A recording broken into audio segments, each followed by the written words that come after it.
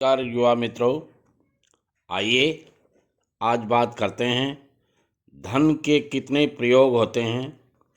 यानी धन मतलब रुपया, धन मतलब वेल्थ, और इसके कितने उपयोग किए जा सकते हैं, क्या क्या काम में आता है और आखिर इसका क्या उपयोग होता है। देखिए सज्जनों, ईश्वर ने हमें पेट भरने के लिए बहुत कुछ देता है, मगर पेटियां भरने के लिए नहीं।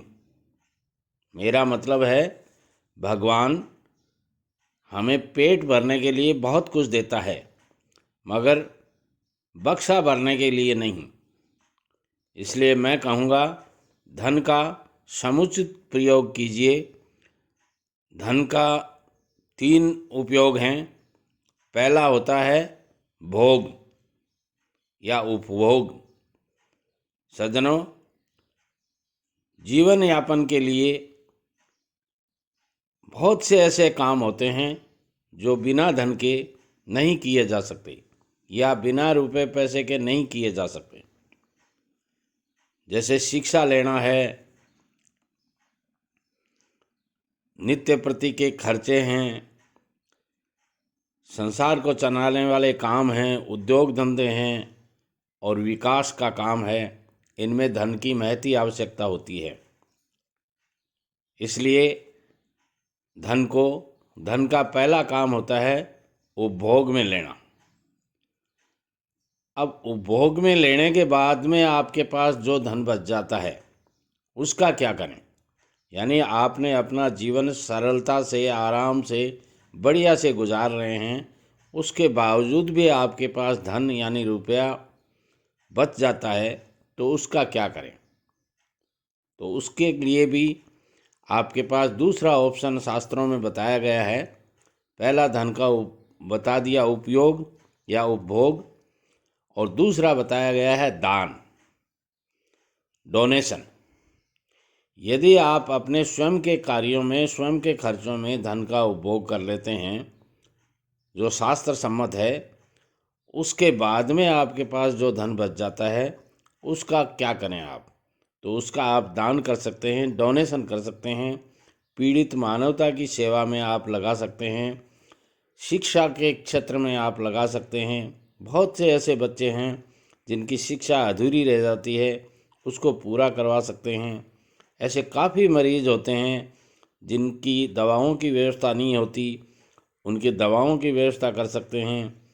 गरीबों की सेवा में आप लगा सकते हैं, पशुओं पक्षियों की सेवा में आप लगा सकते हैं, या यूं कह सकते हैं हर जीव की सेवा में आप लगा सकते हैं। ये भी एक धन का सबसे बढ़िया उपयोग है। यानी पहला आपने स्वयं के ऊपर उपभोग किया या भोग किया, और दूसरा धन का कार्य है दान करना। सज्जनों, अब बात आती है कि दान करने के बाद में भी आपके पास यदि धन बच गया तो उसका क्या होगा।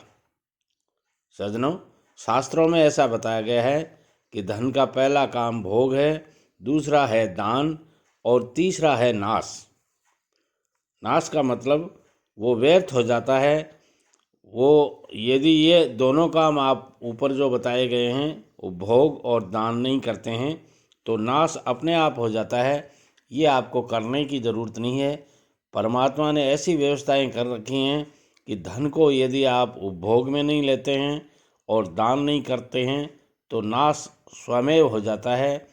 इसीलिए अपने यहाँ कहा गया है कि धन का अच्छे से उपयोग कीजिए, अच्छे अच्छे कामों में लगाइए। यदि आपके पास ईश्वर ने बहुत कुछ दे रखा है तो उस पैसे को अपने बच्चों की शिक्षा, अपने घर के कामों में, अपने स्वास्थ्य के प्रति और अपने माँ बाप, समाज की सेवा में, इनकी सेवा में लगाइए।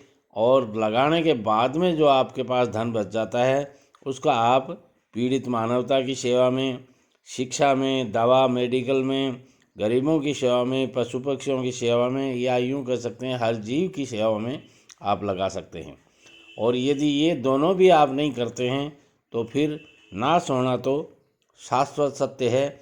इसलिए अपने धन का समुचित प्रयोग कीजिए, अपने धन को समुचित कामों में लगाइए। नमस्कार। आगे वाले वीडियो में मैं बहुत कुछ अच्छा बताने जा रहा हूँ, इसलिए इस चैनल को सब्सक्राइब कर लीजिए, बेल आइकॉन को ज़रूर दबा लीजिए, ताकि प्रतिदिन मेरे जो भी नोटिफिकेशन के द्वारा आपको वीडियो हैं अपलोड करता हूँ वो आपको मिलते रहें। लाइक और शेयर ज़रूर कीजिएगा। नमस्कार।